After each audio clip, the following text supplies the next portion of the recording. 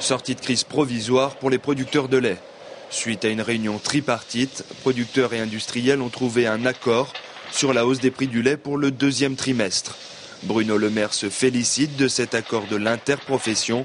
C'est un geste très positif qui va permettre de stabiliser le revenu des producteurs.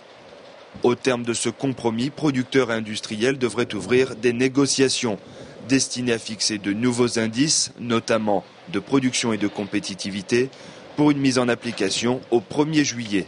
Il y a un retard qui existe au niveau de nos coopératives. Il y a beaucoup de petites coopératives et il y a peut-être une réorganisation de leur côté pour offrir une offre de produits plus performants à des prix plus compétitifs. Mais on ne peut pas se baser seulement sur les producteurs pour fixer le prix de vente à la grande distribution. L'accord du 3 juin 2009 prévoyait une hausse de 5,5 à 5,8% du prix de base du lait pour le deuxième trimestre 2010.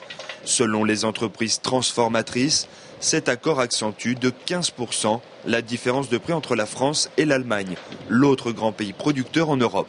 En Allemagne, actuellement, donc, il y a la position des Länder de l'Est, qui sont des anciens kolkhozes ou exploitations importantes, où les éleveurs ont eu des possibilités de faire du lait, et avec des volumes relativement plus importants qu'en France. Les volumes considérables produits en Allemagne favorisent donc plus largement l'amortissement des charges de structure, rendant les producteurs allemands beaucoup plus compétitifs que leurs homologues français.